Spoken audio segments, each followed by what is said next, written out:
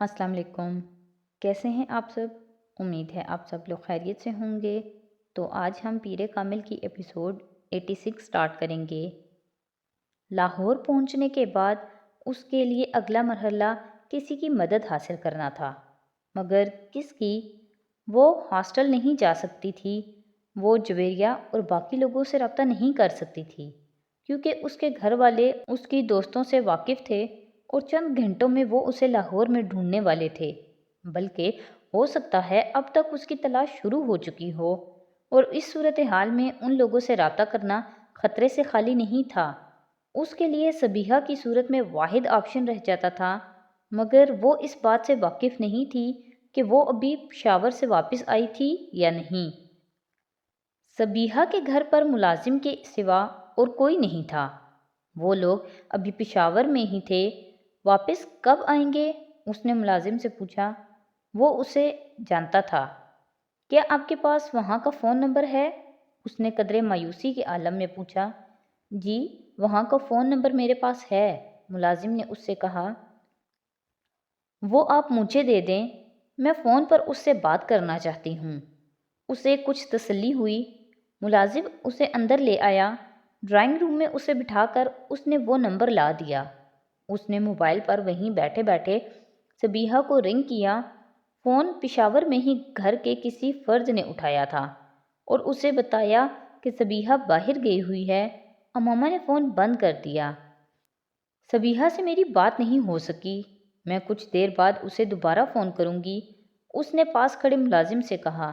تب تک میں یہیں بیٹھوں گی، ملازم سر ہلاتے ہوئے چلا گیا۔ اس نے 1 گھنٹے کے بعد دوبارہ صبیحہ کو فون کیا۔ وہ اس کی کال پر حیران تھی۔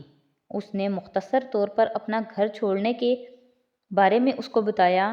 اس نے اسے سالار سے اپنے نکاح کے بارے میں نہیں بتایا، کیونکہ وہ نہیں جانتی تھی صبیحہ اس سارے معاملے کو کس طرح دیکھے گی۔ امامہ، تمہارے لیے سب سے بہتر یہ ہے کہ تم اس معاملے میں کورٹ سے رابطہ کرو، تبدیلی مذہب کے حوالے سے پروٹیکشن مانگو۔ صبیحہ نے اس کی ساری گفتگو سننے کے بعد کہا، میں یہ نہیں کرنا چاہتی۔ کیوں؟ صبیحہ، میں پہلے ہی اس مسئلے کے بارے میں بہت سوچ چکی ہوں۔ تم میرے بابا کی پوزیشن اور اثر و رسوخ سے واقف ہو۔ پریس تو طوفان اٹھا دے گا، میری فیملی کو بہت ساری پریشانیوں کا سامنا کرنا پڑے گا۔ میں یہ تو نہیں چاہتی کہ میرے گھر پر پتھراؤ ہو، میری وجہ سے میرے گھر والوں کی زندگی کو خطرہ ہو۔ اور آج تک جتنی لڑکیوں نے اسلام قبول کر کے کورٹ پروٹیکشن لینے کی کوشش کی ہے، ان کے ساتھ کیا ہوا ہے؟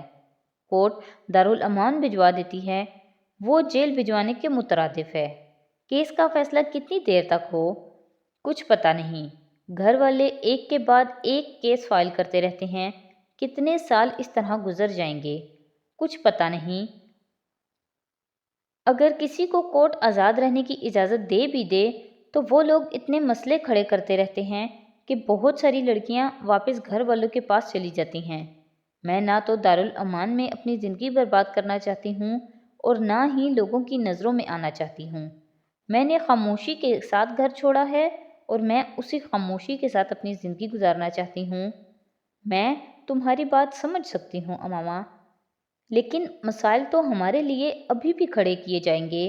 وہ تمہیں تلاش کرنے کے لیے ایڑی چوٹی کا زور لگا دیں گے، اور ان لوگوں کے لیے مسائل پیدا ہوں گے جو تمہیں پناہ دیں گے، اور وہ جب تمہیں ڈھونڈنا شروع کر دیں گے تو مجھ تک پہنچنا تو ان کے لیے بہت آسان ہوگا۔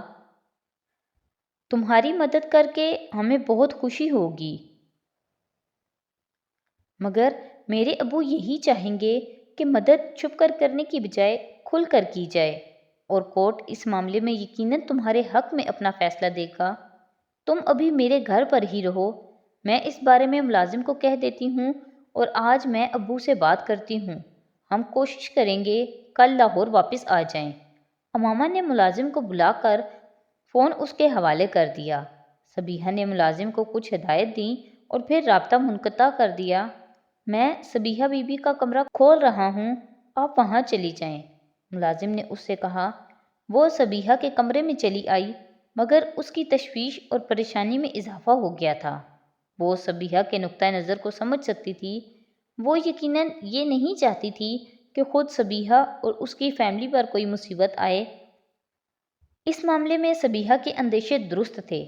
اگر ہاشم مبین کو یہ پتہ چل جاتا کہ اسے صبیحہ کی فیملی نے پناہ دی تھی تو وہ ان کے جانی دشمن بن جاتے۔ شاید اس لیے صبیحہ نے اس سے قانون کی مدد لینے کے لیے کہا تھا، مگر یہ راستہ اس کے لیے زیادہ دشوار تھا۔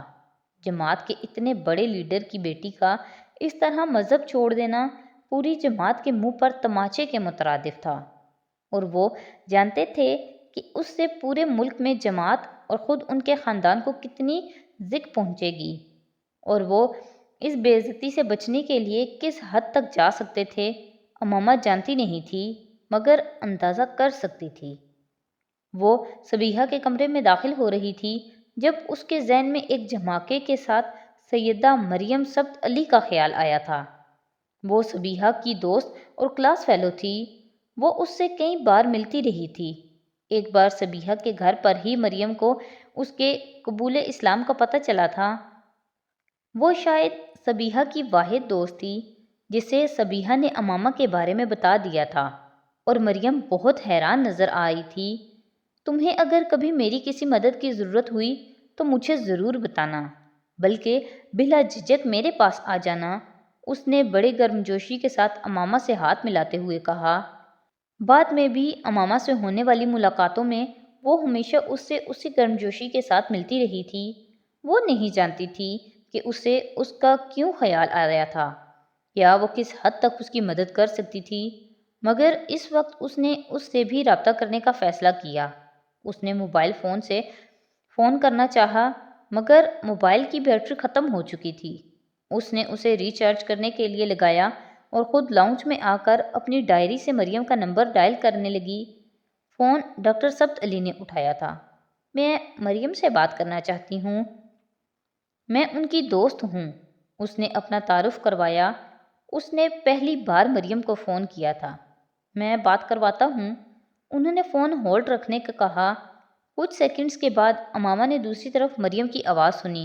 ہیلو، ہیلو مریم، میں امامہ بات کر رہی ہوں۔ امامہ ہاشم؟ مریم نے حیرانی سے پوچھا۔ ہاں، مجھے تمہاری مدد کی ضرورت ہے، وہ اسے اپنے بارے میں بتاتی گئی۔ دوسری طرف مکمل خاموشی تھی۔ جب اس نے بات ختم کی تو مریم نے کہا، تم اس وقت کہاں ہو؟ میں صبیحہ کے گھر پر ہوں، مگر صبیحہ کے گھر پر کوئی نہیں ہے۔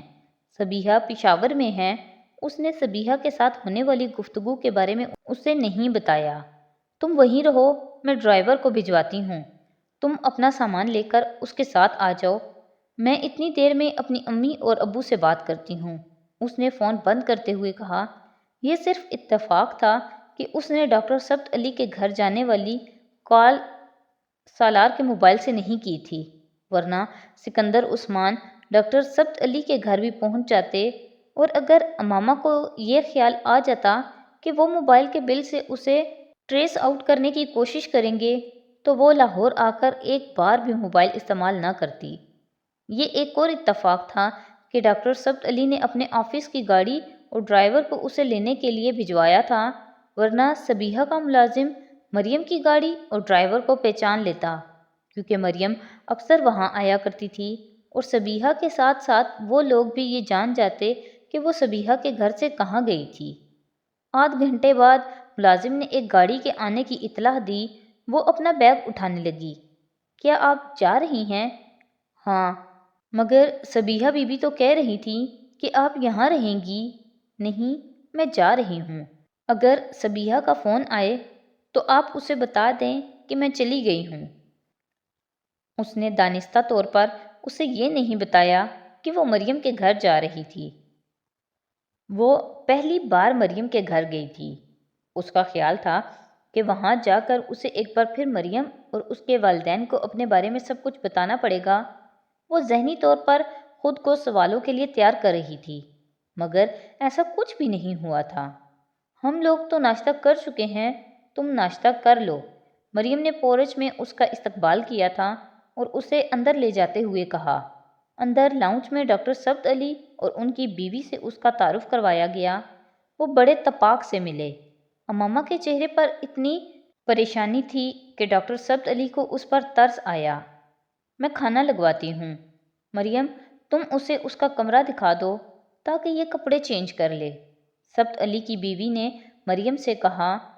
وہ جب کپڑے بدل کر آئی تو ناشتہ لگ چکا تھا۔ اس نے خاموشی سے ناشتہ کیا۔ اماما اب آپ جا کر سو جائیں، میں آفس جا رہا ہوں، شام کو واپسی پر ہم آپ کے مسئلے پر بات کریں گے۔ ڈاکٹر سبت علی نے اسے ناشتہ ختم کرتے دیکھ کر کہا، مریم تم اسے کمرے میں لے جاؤ۔ وہ خود لاؤنج سے نکل گئے۔ وہ مریم کے ساتھ اپنے کمرے میں چلی آئی۔ اماما اب تم سو جاؤ، تمہارے چہرے سے لگ رہا ہے کہ تم پچھلے کئی گھنٹوں سے نہیں سوئی۔ عام طور پر تھکن اور پریشانی میں نیند نہیں آتی اور تم اس وقت اس کا شکار ہوگی۔ میں تمہیں کوئی ٹیبلٹ لا کر دیتی ہوں، اگر نیند آ گئی تو ٹھیک ورنہ ٹیبلٹ لے لینا۔ وہ کمرے سے باہر نکل گئی۔ کچھ دیر بعد اس کی واپسی ہوئی۔ پانی کا گلاس اور ٹیبلٹ بیڈ سائڈ ٹیبل پر رکھتے ہوئے اس نے کہا، تم بالکل ریلیکس ہو کر سو جاؤ، سب کچھ ٹھیک ہو جائے گا۔ تم سمجھو کہ تم اپنے گھر میں ہو۔ وہ کمرے کی لائٹ آف کرتی ایک بار پھر کمرے سے باہر نکل گئی۔ صبح کے 9:30 بج رہے تھے مگر ابھی تک باہر بہت دھند تھی اور کمرے کی کھڑکیوں پر پردے ہونے کی وجہ سے کمرے میں اندھیرا کچھ اور گہرا ہو گیا تھا۔ اس نے کسی معمول کی طرح ٹیبلٹ پانی کے ساتھ نگل لی۔ اس کے بغیر نیند آنے کا سوال ہی پیدا نہیں ہوتا تھا۔ اس کے ذہن میں اتنے بہت سے خیالات آ رہے تھے کہ بیڈ پر لیٹ کر نیند کا انتظار کرنا مشکل ہو جاتا۔ چند منٹوں کے بعد اس نے اپنے اعصاب پر ایک غنودگی طاری ہوتی محسوس کی۔ وہ جس وقت دوبارہ اٹھی اس وقت کمرہ مکمل طور پر تاریک ہو چکا تھا۔ وہ بیڈ سے اٹھ کر دیوار کی طرف گئی اور اس نے لائٹ جلا دی۔ وال کلاک پر رات کے 11:30 بج رہے تھے۔ وہ فوری طور پر اندازہ نہیں کر سکی کہ یہ اتنی لمبی نیند ٹیبلٹ کا اثر تھی یا پھر پچھلے کئی دنوں سے صحیح طور پر نہ سو سکنے کی۔ جو کچھ بھی تھا وہ صبح سے بہت بہتر حالت میں تھی۔ اسے بے حد بھوک لگ رہی تھی مگر وہ یہ نہیں جانتی تھی کہ گھر کے افراد اس وقت جاگ رہے ہوں گے یا نہیں۔ بہت آہستگی سے وہ دروازہ کھول کر لاؤنج میں نکل آئی۔ ڈاکٹر سبت علی لاؤنج کے ایک صوفے پر بیٹھے کوئی کتاب پڑھ رہے تھے۔ دروازہ کھلنے کی آواز سن کر انہوں نے سر اٹھا کر دیکھا اور اسے دیکھ کر مسکرائے۔ اچھی نیند آئی؟ وہ بڑی بشاشت سے بولے۔ جی، اس نے مسکرانے کی کوشش کی۔ اب ایسا کریں کہ وہ سامنے کچن ہے، وہاں چلی جائیں، کھانا رکھا ہوا ہے، گرم کریں، وہاں ٹیبل پر ہی کھا لیں، اس کے بعد چائے کے 2 کپ بنائیں اور یہاں آ جائیں۔ وہ کچھ کہے بغیر کچن میں چلی گئی۔ فریج میں رکھا ہوا کھانا نکال کر اس نے گرم کیا اور کھانے کے بعد چائے لے کر لاؤنج میں آ گئی۔ چائے کا 1 کپ بنا کر اس نے ڈاکٹر سبت علی کو دیا۔ وہ کتاب میز پر رکھ چکے تھے۔ دوسرا کپ لے کر وہ ان کے بالمقابل دوسرے صوفے پر بیٹھ گئی۔ وہ اندازہ کر چکی تھی کہ وہ اس سے کچھ باتیں کرنا چاہتے تھے۔ چائے بہت اچھی ہے، انہوں نے ایک سپ لے کر مسکراتے ہوئے کہا۔ وہ اتنی نروس تھی کہ ان کی تعریف پر مسکرا سکی نہ شکریہ ادا کر سکی۔ وہ صرف انہیں دیکھتی رہی۔ اماما آپ نے جو فیصلہ کیا ہے اس کے صحیح ہونے میں کوئی دو رائے نہیں ہو سکتی، مگر فیصلہ بہت بڑا ہے اور اتنے بڑے فیصلے کرنے کے لیے بہت ہمت کی ضرورت ہوتی ہے، خاص طور پر اس کم عمری میں۔ مگر بعض دفعہ فیصلے کرنے کے لیے اتنی جرأت کی ضرورت نہیں ہوتی جتنی ان پر قائم رہنے کے لیے ہوتی ہے۔ آپ کو کچھ عرصے بعد اس کا اندازہ ہوگا۔ وہ بڑے ٹھہرے ہوئے لہجے میں کہہ رہے تھے، میں آپ سے یہ جاننا چاہتا ہوں کہ کیا مذہب کی تبدیلی کا فیصلہ صرف مذہب کے لیے ہے یا کوئی اور وجہ بھی ہے؟ وہ چونک کر انہیں دیکھنے لگی۔ میرا خیال ہے مجھے زیادہ واضح طور پر یہ سوال پوچھنا چاہیے، کہیں ایسا تو نہیں آپ کسی لڑکے میں دلچسپی رکھتی ہیں اور اس کے کہنے پر یا اس کے لیے آپ نے گھر سے نکلنے کا فیصلہ کیا ہو یا مذہب بدلنے کا؟ اس سوال کا جواب دینے سے پہلے یہ مت سوچنا کہ اگر ایسی کوئی وجہ ہوگی تو میں آپ کو برا سمجھوں گا یا آپ کی مدد نہیں کروں گا۔ میں یہ صرف اس لیے پوچھ رہا ہوں کہ اگر ایسا ہوا تو پھر مجھے اس لڑکے اور اس کے گھر والوں سے بھی ملنا ہوگا۔ ڈاکٹر سبت علی اب سوالیہ نظروں سے اسے دیکھ رہے تھے۔ اس وقت امامہ کو پہلی بار مریم سے اتنی دیر سے رابطہ کرنے پر پچھتاوا ہوا۔ اگر سالار کی بجائے ڈاکٹر سبت علی جلال سے یا اس کے گھر والوں سے بات کرتے تو شاید… اس نے بوجھل دل سے نفی میں سر ہلا دیا۔ ایسا کچھ نہیں ہے۔ کیا آپ کو واقعی یقین ہے کہ ایسا کچھ نہیں ہے؟ انہوں نے ایک بار پھر پرسکون انداز میں اس سے کہا۔ جی، میں نے اسلام کسی لڑکے کے لیے قبول نہیں کیا۔ وہ اس بار جھوٹ نہیں بول رہی تھی۔ اس نے اسلام واقعی جلال انصر کے لیے قبول نہیں کیا تھا۔ پھر آپ کو اندازہ ہونا چاہیے کہ آپ کو کتنی پریشانیوں کا سامنا کرنا پڑے گا۔ مجھے اندازہ ہے۔ آپ کے والد ہاشم مبین صاحب سے میں واقف ہوں۔ جماعت کے بہت سرگرم اور بارسوخ لیڈر ہیں، اور آپ کا ان کے مذہب سے تائب ہو کر اس طرح گھر سے نکل جانا ان کے لیے ایک بہت بڑا دھچکا ہے۔ آپ کو ڈھونڈنے اور واپس لے جانے کے لیے وہ زمین آسمان ایک کر دیں گے، مگر میں کسی بھی قیمت پر واپس نہیں جاؤں گی۔ میں نے بہت سوچ سمجھ کر فیصلہ کیا ہے۔ گھر آپ نے چھوڑ دیا ہے، اب آپ آگے کیا کریں گی؟ امامہ کو اندیشہ ہوا کہ وہ اسے کورٹ میں جانے کا مشورہ دیں گے۔ میں کورٹ میں نہیں جاؤں گی۔ میں کسی کے بھی سامنے آنا نہیں چاہتی۔ آپ اندازہ کر سکتے ہیں کہ سامنے آ کر میرے لیے بہت زیادہ مسائل پیدا ہو جائیں گے۔ پھر آپ کیا کرنا چاہتی ہیں؟ انہوں نے بغور اسے دیکھتے ہوئے پوچھا۔ سامنے نہ آنے کا مطلب یہ ہے کہ آپ میڈیکل کالج میں اپنی اسٹڈیز جاری نہیں رکھ سکیں گی۔ میں جانتی ہوں، اس نے چائے کا کپ رکھتے ہوئے افسردگی سے کہا۔ میں ویسے بھی خود تو میڈیکل کی تعلیم افورڈ کر بھی نہیں سکتی، اور اگر کسی دوسرے میڈیکل کالج میں کسی دوسرے شہر یا صوبے میں آپ کی مائیگریشن کروا دی جائے تو… نہیں، وہ مجھے ڈھونڈ لیں گے۔ ان کے ذہن میں بھی سب سے پہلے یہی آئے گا کہ میں مائیگریشن کروانے کی کوشش کروں گی، اور اتنے تھوڑے سے میڈیکل کالجز میں مجھے ڈھونڈنا بہت آسان کام ہے۔ پھر میں بی ایس سی میں کسی کالج میں ایڈمیشن لینا چاہتی ہوں، مگر کسی دوسرے شہر میں۔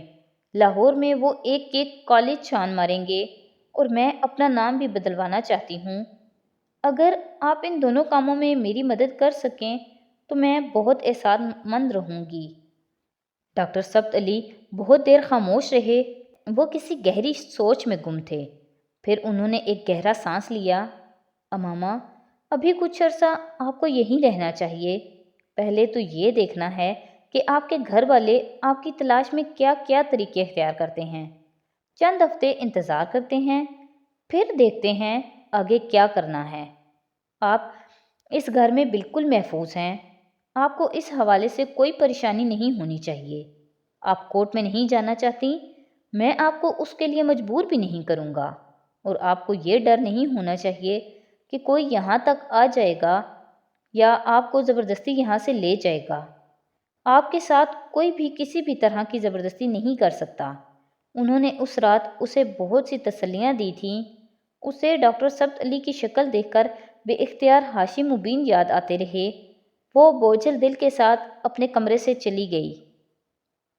تو آج کی ایپیسوڈ یہیں پہ ختم کرتے ہیں۔ نیکسٹ ایپیسوڈ کے ساتھ کل پھر حاضر ہوں گے۔ تو اگر آپ کو میری ویڈیوز اچھی لگ رہی ہیں تو پلیز میری ویڈیوز کو لائک کریں، میرے چینل کو سبسکرائب کریں، اور اپنی فیملی اور فرینڈ کے ساتھ شیئر کریں۔ بہت شکریہ۔